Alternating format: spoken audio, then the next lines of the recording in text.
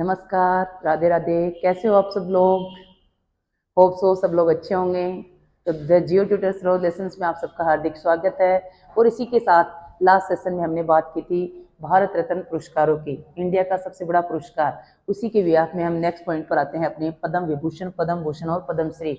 Latest 2025 को 76 Republic day के मौके पे इन पुरस्कारों की घोषणा की गई। आने वाले एग्जाम्स के लिए बहुत इंपॉर्टेंट रहने वाले हैं, क्योंकि आप सबको पता है कि पुरस्कार स्पेशली जब जनवरी में दिए जाते हैं तो फेब, मार्च, अप्रैल, मई, जून, जुलाई तक के जो एग्जाम्स है उन सब के लिए बहुत इंपॉर्टेंट है।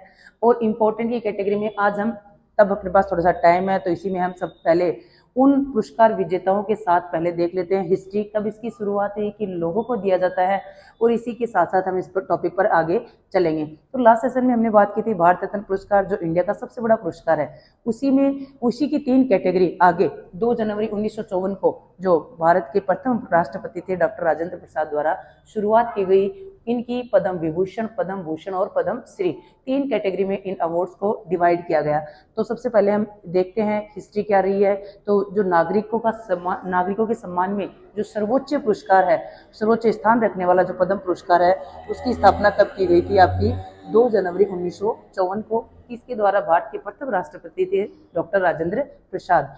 उनके द्वारा गया 3 कैटेगरी में डिवाइड किया गया, पद्म विभूषण, पद्म भूषण और पद्म श्री। जैसे कि आप इसके सामने हैं, पद्म विभूषण जो असाधारण और विशिष्ट सेवा के लिए दिया जाता है, पद्म भूषण आपका उच्च कोटि की सेवा के लिए दिया जाता है, और पद्म श्री आपका विशिष्ट सेवा के लिए दिया जाता है। इतिहास में पहली बार ऐसा नहीं कि एक महान दार्शनिक रहे हैं डॉक्टर राष्ट्रपति आपके डॉक्टर सर्वपल्ली राधाकृष्णन प्रथम, उनको पद्म विभूषण से, और प्रसिद्ध वैज्ञानिक सर सीवी रमन जिनको ऑलरेडी नोबेल प्राइज भी मिल चुका, पद्म भारत रत्न भी मिल चुका, और इन्हीं के साथ इनको पद्म भूषण, और संगीतकार श्रीमती सुब्बू लक्ष्मी जी को पद्म श्री से सम्मानित किया गया। फर्स्ट पर्सन आपके थे, आपके सर्वपल्ली राधाकृष्णन आपके पद्म विभूषण थे, और पद्म श्री पद्म भूषण के आपके सीवी रमन थे, और संगीत की जो लेडी हैं श्रीमती शुभू लक्ष्मी जी, उनको पद्म श्री से सम्मानित किया गया।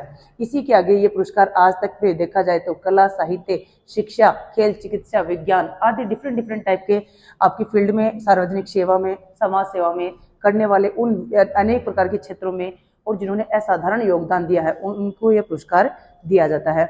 ये भारत की संस्कृति और सामाजिक उन्नति के लिए प्रतीक बन गया है, और लोगों को प्रोत्साहित करता है इनको कि स्वतंत्र भारत के विकास में महत्वपूर्ण योगदान देने वाले व्यक्तियों की अपनी एक पहचान होती है, और देश की प्रगति में उन्होंने बहुत महत्वपूर्ण योगदान दिया है। तो ये आपकी हिस्ट्री रही है। नेक्स्ट मैं बात करती हूँ आपके, सबसे पहले बात करेंगे पद्म विभूषण। पद्म विभूषण क्या है, पद्म भूषण क्या है, और पद्म श्री क्या है। हमने हिस्ट्री देखी, क्या इसकी इंपॉर्टेंस है, इसके बारे में देखेंगे। तो पद्म विभूषण की बात करें तो पद्म विभूषण आपका इंडिया का सेकंड नंबर का सबसे बड़ा सिविलियन अवार्ड है। सेकंड नंबर का सिविलियन, क्योंकि फर्स्ट नंबर पे आपका आता है भारत रत्न, जिसकी हमने लास्ट सेशन में बात की थी।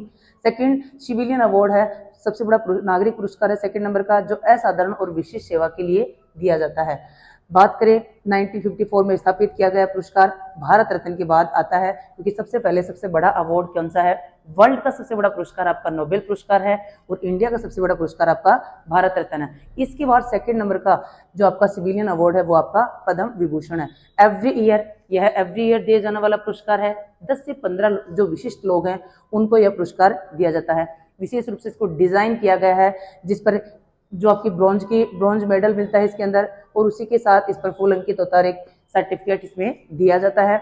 इनमें जो इसके लिए जो सम्मानित पर्सन है उनकी बात करें तो सबसे प्रमुख हस्तियों में आपके आते हैं डॉक्टर MS सुब्बू लक्ष्मी जी, सत्यजीत रे ऑलरेडी हमने बात की, Bharat Ratna award, mother Teresa जो भारत रत्न अवार्ड भी हैं और नोबेल पुरस्कार विजेता भी हैं, लता मंगेशकर संगीत की कोकिला, अमिताभ बच्चन बॉलीवुड के शहंशाह, सचिन तेंदुलकर आपके जो जिनको बोला जाता है गॉड ऑफ क्रिकेटर, भगवान, क्रिकेट का भगवान जिनको बोला जाता है, जैसी महान विभूतियों को अपने अपने क्षेत्रों में डिफरेंट इनको क्या दिया गया है, इन महत्वपूर्ण पुरस्कार से इनको नवाजा गया है।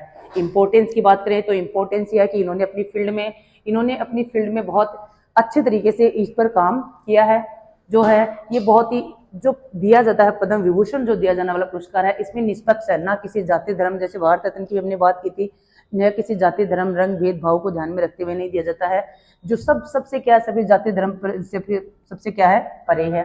यह कला, शिक्षा, उद्योग और नागरिक सेवा, साहित्य, विज्ञान, खेल, चिकित्सा, समाज, जिन्होंने अलग अलग क्षेत्रों में जिन्होंने काम किया है उनको यह दिया जाता है। इन्होंने जो पद्म पुरस्कार करता है, इन्होंने न केवल राष्ट्रीयता की पहचान मिली है बल्कि अंतर्राष्ट्रीय लेवल पर भी इनको क्या किया जाता है, सम्मानित की नजर से देखा जाता है। एक बात और देखें तो इनको आगे आने वाली जो इम्पोर्टेंट जो आपकी पॉलिसीज है गवर्नमेंट की, उनको इन पर्सन्स को महत्वपूर्ण समितियों की जो होती हैं उनको सलाहकार की भूमिका में भी इनको लिया जाता है। ये भी निभाते हैं, नवाचार को प्रोत्साहित करता है और युवा पीढ़ी को प्रेरित करता है, युवा पीढ़ी को प्रेरित करता है और अंतर्राष्ट्रीय स्तर पर जो भारत की सांस्कृतिक और वैज्ञानिक उपलब्धियों को क्या करता है, प्रदर्शित करता है। तो ये आपका हो गया आपका पद्म विभूषण और इसकी इम्पोर्टेंस। नेक्स्ट में अगर बात करूं पद्म भूषण की, हमने देखा नेक्स्ट आपका पद्म भूषण। तो पद्म भूषण की बात करें और इसकी इम्पोर्टेंस की अगर बात करें, देखते हैं ये आपका तीसरा सबसे बड़ा नागरिक पुरस्कार है। फर्स्ट भारत रत्न था, सेकंड आपका पद्म विभूषण था और इसी के आफ्टर आपका थर्ड नंबर का आपका है सबसे बड़ा नागरिक पुरस्कार है आपका पद्म भूषण। याद रख लेना भाई, विभूषण है, वी हटाते भूषण बन गया और थर्ड नंबर का हो गया, वो सेकंड नंबर का है। ये भी अपने क्षेत्र में जो विशेष क्षेत्रों में दिया जाता है, जो कला, साहित्य, संगीत, विज्ञान, खेल, सार्वजनिक सेवा आदि सामाजिक कार्य करने वाले क्षेत्र में जिन्होंने असाधारण योगदान दिया है, विशेष सेवा दी है, उनको यह पुरस्कार दिया जाता है। प्रतिवर्ष यानी कि एवरी ईयर भारत रत्न दिया जाता है। एवरीवेयर ये अवार्ड है, ये एवरी ईयर दिए जाते हैं। 30 से 35 विशिष्ट लोगों को यह पुरस्कार दिया जाता है, जिनमें जाने माने कलाकार कौन हैं, जिनमें आपके जाने माने कलाकार हैं उस्ताद बिस्मिल्लाह खां, जिनके बारे में आपने पढ़ा है, डॉक्टर CN राव। खिलाड़ी हैं जैसे जिनमें विश्वनाथ आनंद जो कि गोल्ड मेडलिस्ट रह चुके हैं, इनको यह पुरस्कार दिया जाता है। सेम वही एक पद्म का प्रतीक बन गया है। नेक्स्ट इंपॉर्टेंस की बात करें तो इंपॉर्टेंस में अगर बात करें तो इसकी बहुत ही पारदर्शिता के साथ ये पुरस्कार दिया जाता है, किसी के साथ कोई डिस्क्रिमिनेशन नहीं होता है। जिन्होंने वाकई में जो जिस फील्ड में जिन्होंने, जैसे संगीत के फील्ड के अंदर जिन्होंने उस्ताद बिस्मिल्लाह खान को मिला है, तो वाकई में इन फील्ड के जो विशेषज्ञ हैं वो ये बैठ करके कमेटी बनती है और वो डिसाइड करते हैं कि किस पर्सन को दिया जाना चाहिए या नहीं दिया जाना चाहिए। तो विभिन्न क्षेत्रों के जो विशेषज्ञ हैं उनकी समिति शामिल होती है और ये पुरस्कार करता है। न केवल राष्ट्रीय पहचान प्रदान करते हैं बल्कि महत्वपूर्ण जो सरकारी नीति हैं, जो योजनाएं हैं, उनको भी क्या किया जाता है, इससे उनको एज ए मेंबर इनको उनसे सारी चीजों की भूमिका निभाई जाती है। यह पुरस्कार है, यह युवा पीढ़ी के लिए प्रेरणा स्रोत का काम करता है और भारतीय प्रतिभाओं को वैश्विक स्तर पर पहचान दिलाने में यह पुरस्कार महत्वपूर्ण भूमिका निभाता है। आप देखिए जिनको पद्म श्री, पद्म पुरस्कार जिनको मिल जाते हैं, जो तीनों पुरस्कार हैं बड़े और भारत रत्न, ऐसे पर्सन जिनको हम जानते भी नहीं है लेकिन अगर उनको पुरस्कार मिल गया तो वाकई में हम उनके नाम, उनकी हिस्ट्री सब कुछ ढूंढ निकालते हैं और जानते हैं। तो ये युवा पीढ़ी के लिए भी क्या है, एक प्रेरणा का स्रोत है कि अगर कोई किसी फील्ड में डेडिकेटेडली तरीके से 4 से 5 साल तक या 10 साल तक, मिनिमम इसके कुछ क्राइटेरिया हैं जिन पर आगे अपन डिस्कस करेंगे, कुछ क्राइटेरिया हैं, अगर उन पर डेडिकेटेडली तरीके से काम करता है, समाज सेवा के लिए सार्वजनिक रूप से या किसी स्पेशल क्षेत्र के अंदर वो इस तरीके से अपनी महत्वपूर्ण भूमिका निभाते हैं, तो डेफिनेटली उनको अवॉर्डेड किया जाता है।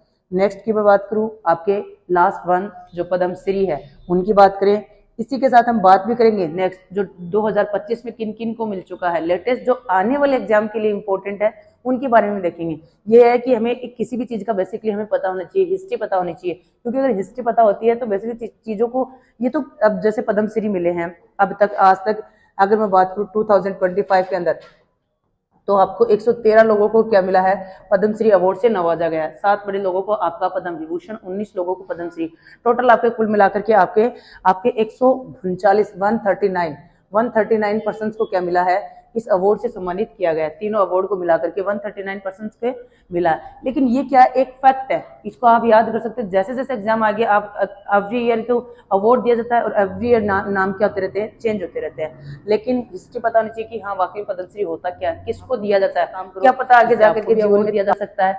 तो इन सब चीजों के बारे में इसलिए हम देखते हैं। थर्ड वन है आपका पद्मश्री, तो इसके देखते हैं, ये आपका चौथा सबसे बड़ा पुरस्कार है, नागरिक पुरस्कार है, सिविलियन अवार्ड, या सेम आगे जो अलग अलग परमवीर चक्र हैं इन सबके वो आपके सेना के द्वारा, या आगे अलग जो रेमनेटरी मैगसेस पुरस्कार है, जो साहित्य अकादमी के पुरस्कार है वो डिफरेंट है, उनके बारे में हम इस सीरीज को कंटिन्यू करेंगे, आगे कंप्लीट करेंगे। तो अभी हम अवार्ड जो इंडिया के सिविलियन अवार्ड है उन्हीं की बात कर रहे हैं। तो आपका 4th नंबर का है पद्मश्री जो सबसे बड़ा नागरिक पुरस्कार है। चौथे नंबर का 54 में स्टार्टिंग की गई थी, कला, साहित्य, सेम, शिक्षा, विज्ञान, खेल, चिकित्सा, सामाजिक सेवा और व्यापार, उद्योग और पर्यावरण संरक्षण के लिए स्पेशली जैसे क्षेत्रों में असाधारण योगदान जिन्होंने दिया है उनको यह पुरस्कार दिया गया है।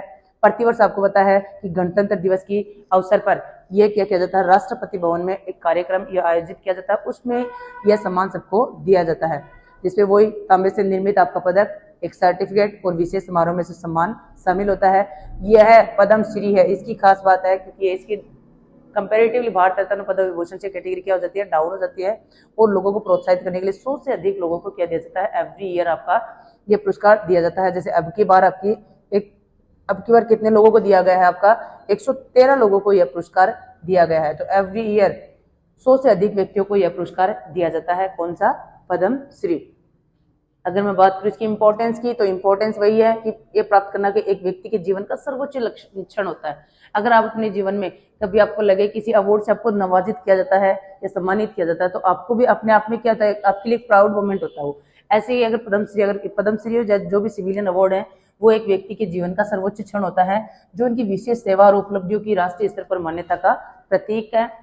अगर मैं बात करूं तो विजेताओं को न केवल राष्ट्रीय समारोह में विशेष स्थान मिलता है, बल्कि वे अपने क्षेत्र में नीतिगत निर्णय और विकास कार्यक्रमों में उनको क्या किया जाता है, सम्मानित किया जाता है, और अपनी महत्वपूर्ण भूमिका वो निभाते हैं। प्राप्तकर्ता सरकारी परियोजनाओं में विशेषज्ञों के तौर पर एक सलाहकार समिति के रूप में वो क्या करते हैं, सलाह देते हैं किस प्रकार से चीजों को आगे ग्रो किया जा सकता है।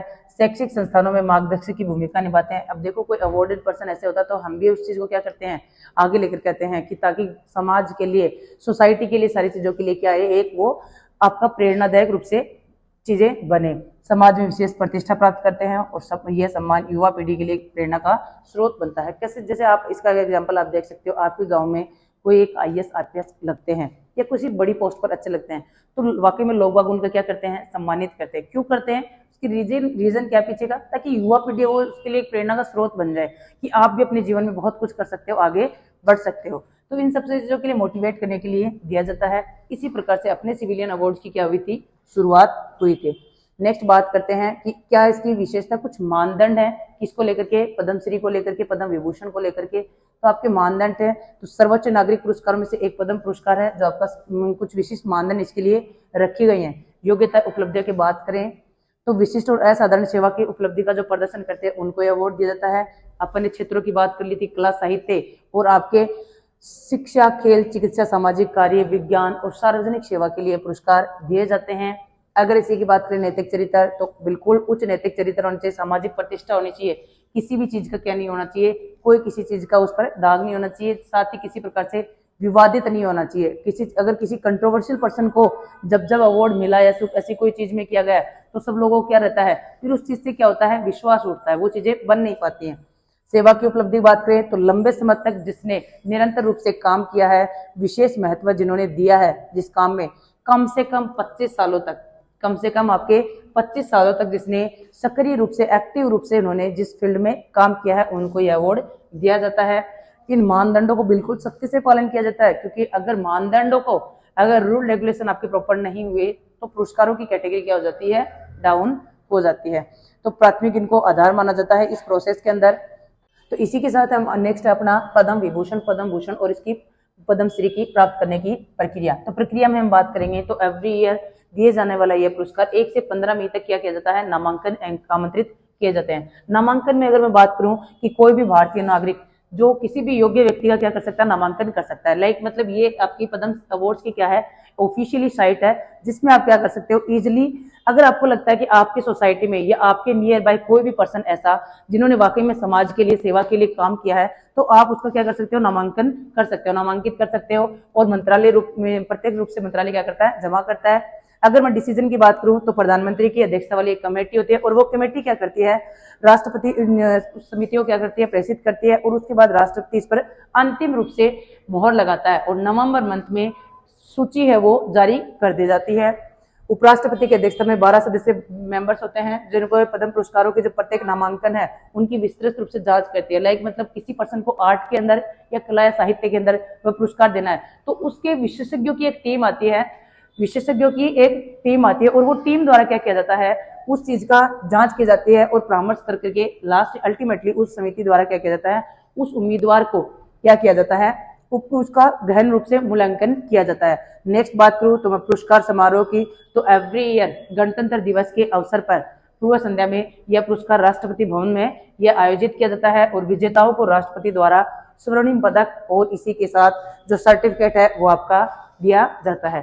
तो ये हो गई आपकी इसकी पद्म विभूषण, भूषण और पद्म श्री की प्राप्त करने की प्रक्रिया।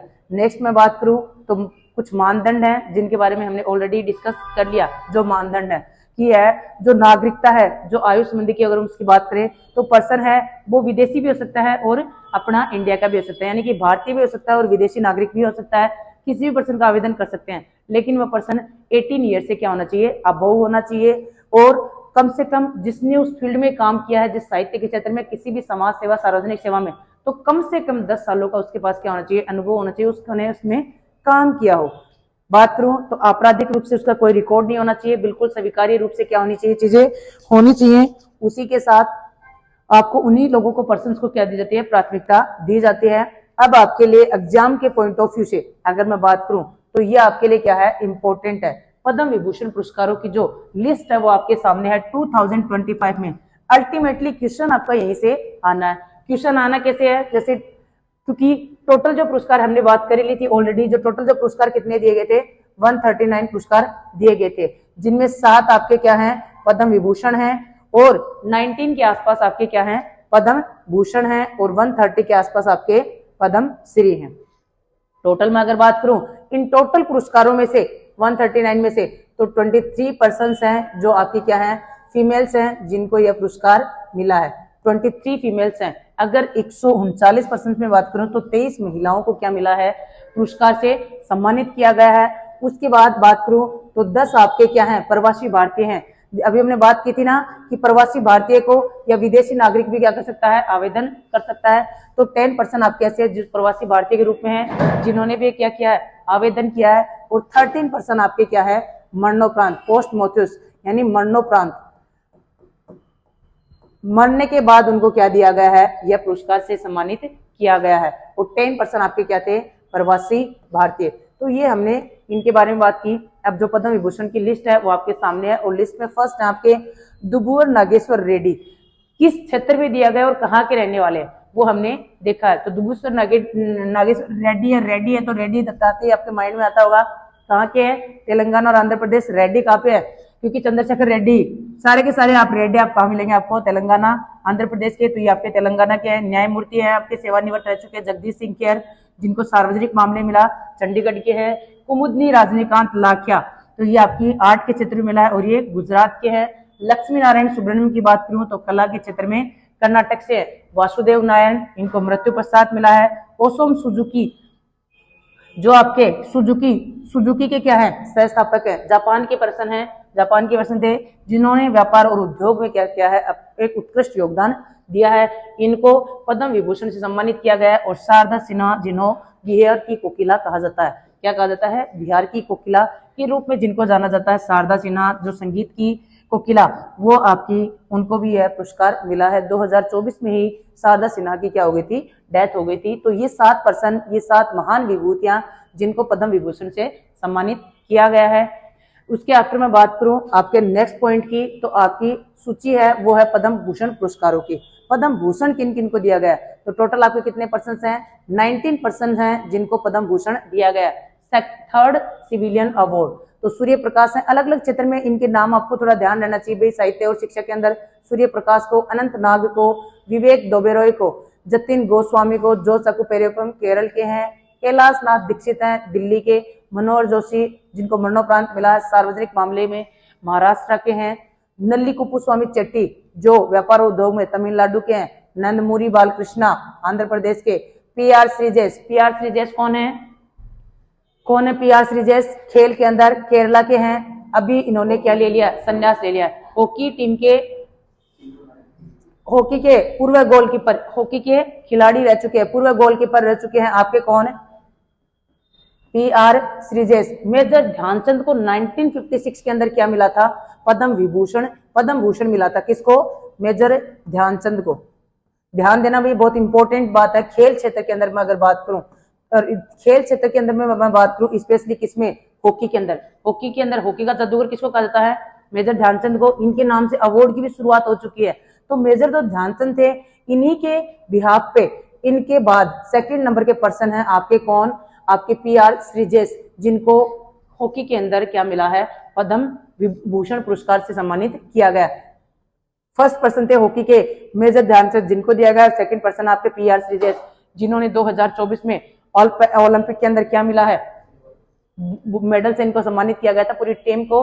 और ये आपके पर्सन है, सिल्वर नहीं मिला था बेटा, क्रॉस चेक करो, सिल्वर मेडल नहीं मिला था इनको। PR श्रीजेश ये केरला के हैं। पंकज पटेल जिनके बारे में आप जानते हो व्यापार उद्योग के अंदर गुजरात के हैं। पंकज उदास मरणोपरांत साहित्य के क्षेत्र में, कला के क्षेत्र में इनको यह पुरस्कार मिला है। संगीत में महाराष्ट्र के थे। राम बहादुर राय, साध्वी रितबरा, अजीत कुमार, शेखर कपूर और शोभना चंद्र कुमार और सुशील कुमार मोदी और विनोद धाम, ये मरणोपरांत और विज्ञान और इंजीनियरिंग के अंदर इनको यह पुरस्कार से सम्मानित किया गया है। तो ये पर्सन्स हैं जिनको आपको पद्म भूषण पुरस्कार की सूची है। आने वाले एग्जाम के लिए कंफर्म आपके लिए क्या है, इंपॉर्टेंट टॉपिक है। क्योंकि प्रॉब्लम क्या है कि हम क्या होता है कि जो जितने पुरस्कार है सोचते हैं कि इतने पुरस्कारों में किसका क्या नाम पूछा जाएगा, लेकिन हमें क्या है बेसिकली एवरी ईयर दिए जाने वाला इंडिया के सबसे बड़े अवार्ड की कैटेगरी में आने वाले ये अवार्ड्स हैं, इनके बारे में हम सबको पता होना चाहिए। नेक्स्ट बात करते हैं आपकी, तो आपकी जो सूची है ये है पद्मश्री की। बहुत बड़ी सूची है भाई पद्मश्री की।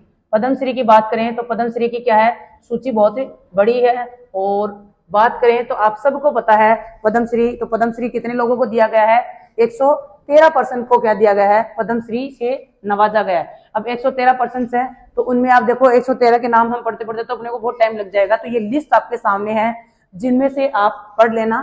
113% में से जो पद्मश्री हैं ये भी अपने आप में उच्च कोटि के काम करने वाले, उच्च कोटि के काम करने वाले क्या हैं, दिए जाने वाले क्षेत्र में ये दिया जाता है। तो ये आपके सामने लिस्ट है पद्मश्री की, तो आप धीरे धीरे देख सकते हो ये आपके पद्मश्री की है। इसमें स्पेशली जो स्पेशल पर्सन जिनको जो राजस्थान से जिनको क्या मिला है पद्मश्री अवार्ड दिया गया है उनकी भी हम बात करेंगे। स्पेशली आपके जैसे बैजनाथ महाराज हैं, बेगम बतुल हैं और 3 पर्सन्स हैं जिनको क्या दिया गया है राजस्थान के हैं जिनको पद्मश्री से नवाजा गया है। तो ये आपके सामने क्या है पद्मश्री की लिस्ट है भाई, एक बार देख लेना पद्मश्री की लिस्ट, नाम आप एक बार जरूर पढ़ लेना नेम। ये पद्मश्री की लिस्ट है 2025 की। ये भी ध्यान रख सकते हो ये सीन काफ निजाम 3 पर्सन है जो राजस्थान से बिलोंग करते हैं और जिनका बचपन का नाम शिव किशन बिस्सा था। ये आपकी लिस्ट है किसकी, पद्मश्री की। पद्मश्री की लिस्ट के बाद अगर हम बात करें तो आपके स्पेशल वो पर्सन जिनको क्या मिला, पद्मश्री अवार्ड से नवाजा गया, ये आपके हैं भाई राजस्थान के पद्मश्री विजेता। 3 पर्सन हैं जो पद्मश्री विजेता हैं। कौन कौन से हैं, ये है बेगम बतुल, ये बैद्यनाथ महाराज और ये आपके सीन काफ निजाम। 3 पर्सन हैं जिनको ये अवार्ड से सम्मानित किया गया है। पद्मश्री अपने आप में उच्च अवार्ड में रखने वाले 113 प्रतिभाशाली व्यक्तियों में राजस्थान के भी 3 विशिष्ट व्यक्तित्व इसमें क्या है शामिल हैं जिन्होंने अपने असाधारण योगदान के लिए क्या है इनको जाना गया है। बात करूं मैं बैजनाथ महाराज की, तो बैजनाथ महाराज आपके कहाँ के हैं, ये बाय मिस्टेक यहाँ पे है भाई, ये कहाँ पे हैं, सीकर के लक्ष्मणगढ़ के हैं। कहाँ के हैं, सीकर के लक्ष्मणगढ़ के हैं। ये एक आध्यात्म गुरु के रूप में भी इनको जाना जाता है, आध्यात्मिक गुरु और समाज सेवक है। 30 वर्षों में इन्होंने 50 से अधिक शिक्षण संस्थानों की स्थापना की और 3 अस्पतालों की स्थापना की। कोविड-19 के दौरान अगर मैं इनकी बात करूं तो कोविड-19 के दौरान 10,000 से अधिक परिवारों को क्या दिया, निःशुल्क भोजन और चिकित्सा सहायता उपलब्ध कराई है और प्रतिदिन 500 से अधिक गरीब बच्चों को निःशुल्क शिक्षा दी है। और बैद्यनाथ जी महाराज की मैं अगर बात करूं तो इनमें इन्होंने अलग अलग जगह से 50 से अधिक संस्थानों के अधिक जगह पर इनके क्या है स्टूडेंट्स पढ़ाई करते हैं, निःशुल्क पढ़ाई करते हैं। नेक्स्ट पर्सन आपकी बेगम बतुल, बहुत इंपॉर्टेंट है भाई बेगम बतुल। बेगम बतुल 72 वर्ष की लोक कलाकार है। हिंदू मुस्लिम धर्म में जन्मी बेगम बतुल हिंदू धर्म के भजन गायन करने वाली, सांप्रदायिक एक प्रकार से सांप्रदायिक भावना का प्रचार प्रसार करने वाली या एकता का प्रतीक के रूप में जाने वाली आपकी कौन है, बेगम बतूल हैं, जिन्होंने 55 वर्षों से राजस्थानी लोक संगीत को क्या किया है, अपना जीवन समर्पित किया है। 1000 से अधिक पारंपरिक गीतों का संग्रह इनके पास है। 200 से अधिक युवा कलाकारों को इन्होंने क्या किया है, प्रशिक्षित किया है। और इन्हीं के साथ ही इनका मारवाड़ की धरोहर संगीत जो यूनेस्को की अमूर्त सांस्कृतिक विरासत सूची में क्या है, शामिल है। और जो इनकी कुछ खास बातें हैं वो ये है कि इन्होंने सांप्रदायिक एकता का परिचय दिया है। कुछ इसके साथ ही बेगम बतूल की मैं बात करूं तो इन्होंने राम के भजन भी बहुत ज्यादा मात्रा में गाए हैं। नेक्स्ट मैं बात करूं आपके सीन काफ निजाम। सीन काफ निजाम कौन है, तो सीन काफ निजाम है जयपुर के प्रख्यात साहित्यकार। किस भाषा के थे? उर्दू के। उर्दू भाषा के साहित्यकार। 40 से अधिक पुस्तकों में और 500 से अधिक कहानियां इन्होंने लिखी हैं। राजस्थानी भाषा को संवैधानिक मान्यता दिलाने वाले कौन है भाई? राजस्थानी भाषा को संवैधानिक मान्यता दिलाने वाले। आप सबको पता है कि 8वीं अनुसूची के अंदर जो 22 भाषाओं का जो उल्लेख किया गया है, कितनी भाषाओं का उल्लेख किया गया है? 22 भाषाओं को जो दर्जा मिला भारतीय संविधान में, उनमें राजस्थानी भाषा को संवैधानिक रूप से मान्यता दिलाने के लिए इन्होंने अभियान चलाया था। उनकी पुस्तक रेगिस्तान की रोशनी को साहित्य अकादमी पुरस्कार भी मिल चुका है। 25 से अधिक भाषाओं में उनकी रचनाओं को क्या हुआ है? अनुवाद हुआ है। 2011 में इनको साहित्य का अकादमी पुरस्कार इनको दिया गया है। और बेगम बतुल की एक जो खास बात और थी भाई, ये थी इनको 2021 का नारी शक्ति पुरस्कार भी दिया जा चुका है। कौन सा? नारी शक्ति पुरस्कार भी इनको दिया जा चुका है बेगम बतुल को।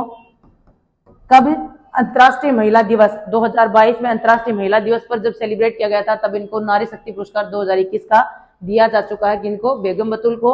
और शीन काफ निजाम को क्या दिया गया है? इनको 2011 के अंदर साहित्य का अकादमी पुरस्कार इनको मिल चुका है। तो ये वो महान विभूतियां हैं जिनको पद्मश्री से सम्मानित किया गया है 2025 के अंदर।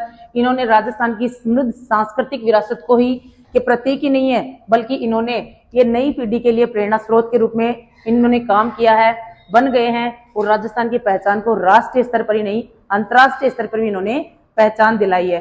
तो इस प्रकार से मैं अगर बात करूं तो आपके ये पद्मश्री की सूची थी। स्पेशली 3% जो राजस्थान से बिलोंग करते हैं। भाई राजस्थान के आने वाले एग्जाम्स हैं, आप सबको पता है कि 2025 है, वो भर्तियों का साल है, एग्जामों का साल है, सिलेक्शन का ईयर है। तो क्या करना है? जितने भी करंट अफेयर के टॉपिक हैं, हम अपनी इसको क्या करेंगे? कवर करेंगे। और ऑलमोस्ट हमने क्या किया है? पद्मश्री के विजेता जो राजस्थान के थे, हमने उनको कवर किया। और बात करें अगर निष्कर्ष, तो निष्कर्ष तो बहुत सिंपल है। निष्कर्ष में क्या है? सिंपली भारत के सर्वोच्च नागरिक सम्मान है। आपका क्या है? भारत का सर्वोच्च नागरिक सम्मान है, जो राष्ट्र के विकास और समृद्धि में असाधारण योगदान देने वाले को प्रतिबिंबित करता है। इनकी पुरस्कारों की जो एक प्रकार से प्राप्ति है, वो केवल एक व्यक्तिगत उपलब्धि नहीं है, बल्कि समाज के लिए, युवा पीढ़ी के लिए क्या है? एक प्रेरणा का स्रोत है। प्राप्तकर्ताओं की अपेक्षा की जाती है कि वे राष्ट्रीय विकास में अपना योगदान जारी रखें और जो युवा पीढ़ी है उनको मार्गदर्शित करें। अब आपको पता है कि अब अगर पद्मश्री या ऐसा कोई पर्सन जो अवॉर्डेड पर्सन है, उनको हम कभी भी कोई ऐसी चीज या अपना कोई संस्थान या किसी भी चीज में उनको बुलाते हैं, तो वो किसके लिए? सिर्फ यूथ को मोटिवेट करने के लिए, युवा पीढ़ी को आगे बढ़ाने के लिए हम ये चीजें करते हैं। अपने क्षेत्र में यह सम्मान साथ ही एक जिम्मेदारी भी होती है। देश की प्रगति और सामाजिक उत्थान के लिए निरंतर कार्य जो करता रहेगा, उनको ये पुरस्कार मिलता रहेगा। तो उम्मीद करती हूँ कि आप लोगों को ये टॉपिक बहुत अच्छे से क्लियरली समझ में आया होगा। 2025 के जो पुरस्कारों की सूची है वो भी मैंने आपको बताई है, करंट के लिहाज से और आने वाले एग्जाम्स के हिसाब से भी। तो हमने लास्ट वीडियो में बात की थी भारत रत्न को लेकर के, उससे पहले नोबेल पुरस्कार की बात की थी, और अब हमने बात कर ली भारत के जो बड़े पुरस्कार हैं, जिनको 3 कैटेगरी में डिवाइड किया गया था, पद्म विभूषण, भूषण और पद्मश्री। उनके लेटेस्ट 2025 की जो लिस्ट थी, किन किन को दिया गया है, किस फील्ड में दिया गया है, और उनकी हिस्ट्री और जो मानदंड है, मापदंड है, उन सब के बारे में हमने डिटेल से चर्चा की। होप कि आपको ये वीडियो पसंद आया होगा। अब ज्यादा से ज्यादा क्या करना है? शेयर करना है और सबको, क्योंकि आने वाले एग्जाम्स के लिए हिसाब से क्या है, बहुत इंपॉर्टेंट है। ज्यादा से ज्यादा शेयर करें, सब्सक्राइब करें। Thank you so much. जय हिंद।